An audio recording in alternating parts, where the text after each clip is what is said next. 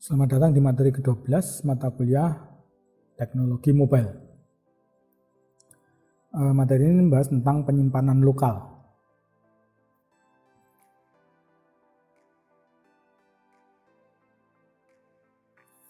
Hampir semua aplikasi memerlukan cara untuk menyimpan data secara lokal.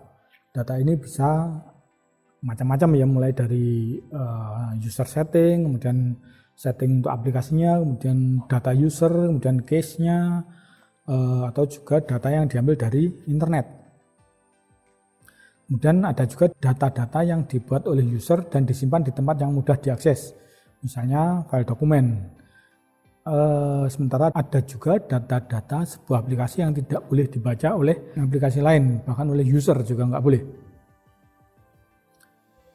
Platform Android memberikan beberapa cara bagi developer untuk menyimpan data, di mana masing-masing metode memiliki keunggulan dan kelemahannya sendiri-sendiri.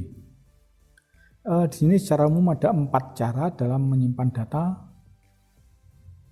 pada aplikasi Android. Yang pertama adalah Shared Preferences. Ini merupakan bentuk data yang paling dasar dan biasanya disimpan dalam format pasangan key value. Ada key-nya, biasanya key-nya ini tipenya string, kemudian ada value dari key tersebut.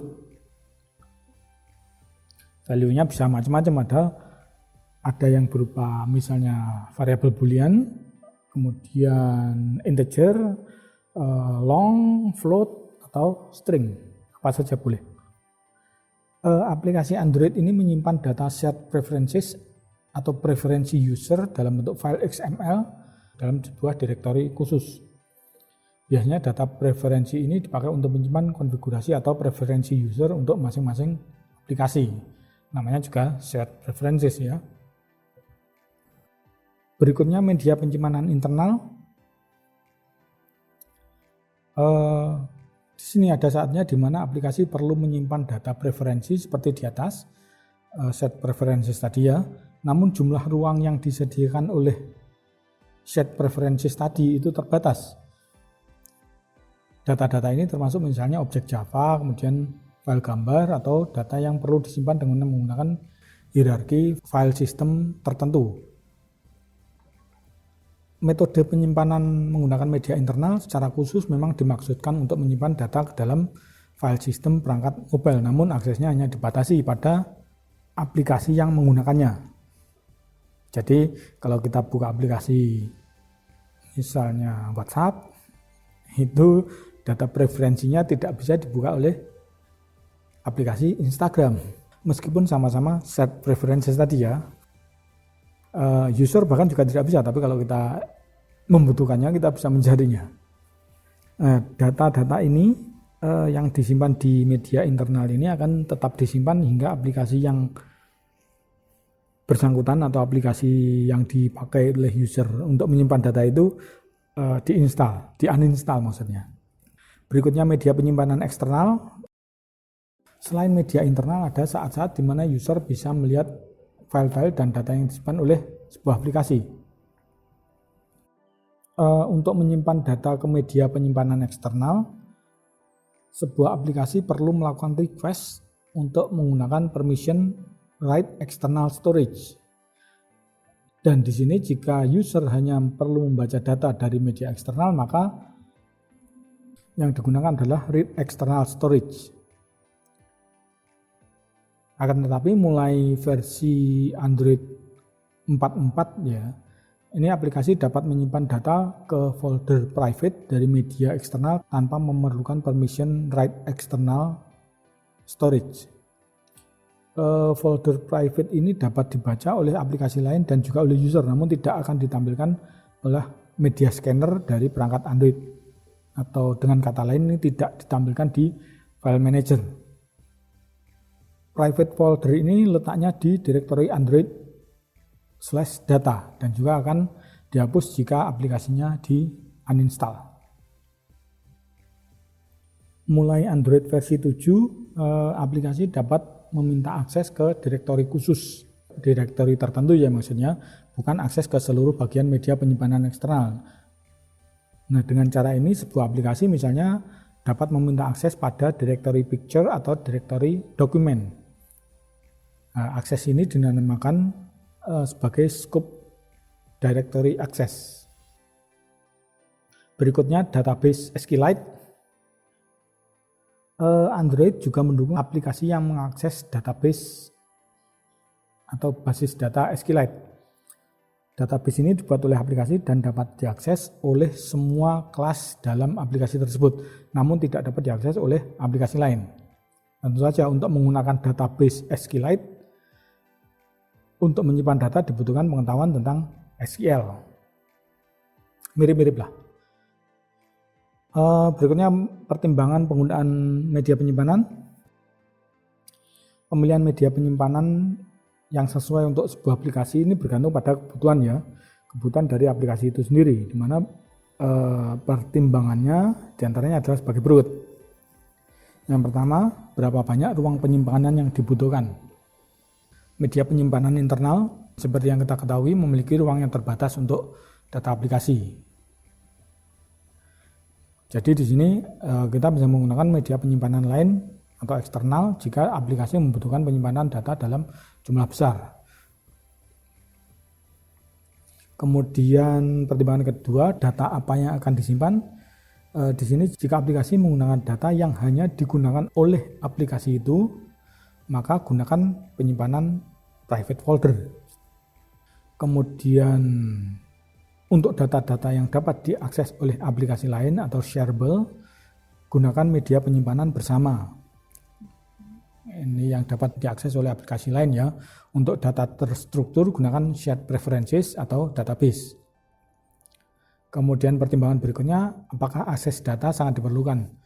Di sini jika fungsionalitas aplikasi memerlukan data khusus, misalnya saat aplikasi tersebut mulai dijalankan, di sini datanya perlu disimpan di media atau database internal.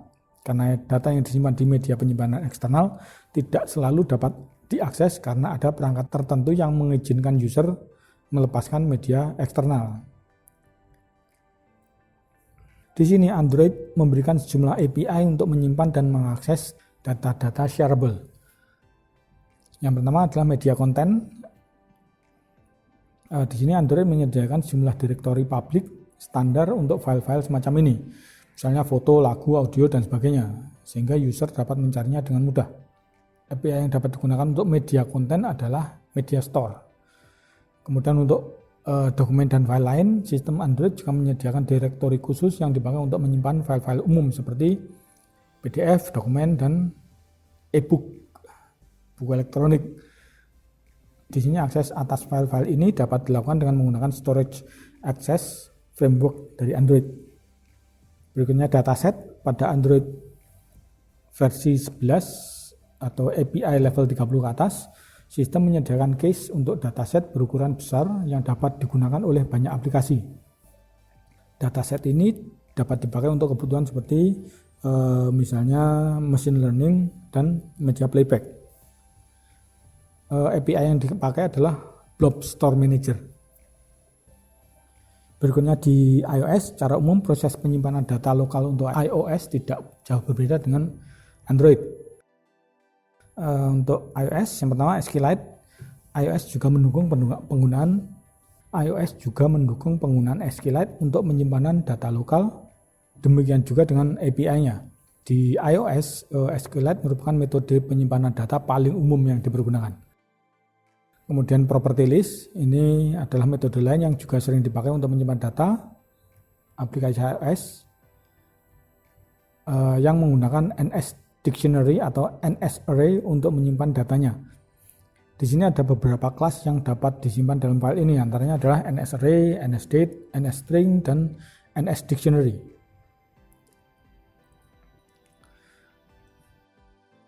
Tapi objek-objek lainnya tidak dapat disimpan sebagai property list. Berikutnya core data, ini merupakan metode yang direkomendasikan Apple untuk penyimpanan lokal atas data sebuah aplikasi. Secara default, core data ini menggunakan SQLite ya sebagai database utamanya di aplikasi iOS. NS User Default, metode ini merupakan salah satu metode yang paling banyak dipergunakan untuk menyimpan preferensi user di media penyimpanan lokal.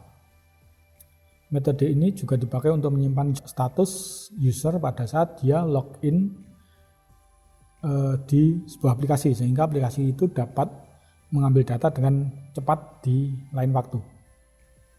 Metode NS user defaults ini kadang juga dipakai untuk menyimpan data pribadi user seperti access token. Kemudian terakhir keychain, metode ini kurang banyak dipakai ya sebagai metode penyimpanan data lokal karena prosedurnya rumit. Namun demikian, metode ini merupakan yang paling aman dan paling handal jika perangkat iOS dalam keadaan normal. Artinya normal di sini ini tidak dibaca atau dihack, karena jika dibaca tentu saja tidak ada data yang aman. Metode dari keychain ini menggunakan class wrapper sederhana untuk menyimpan data. Kode yang dipergunakan untuk menyimpan data mirip dengan kode untuk menyimpan data default NS user default. Dan sintaksnya juga sangat mirip dengan NS user default. Mungkin cukup sekian untuk materi ke-12 tentang lokal data. Untuk tugas silahkan lihat di assignment. Sekian dan terima kasih.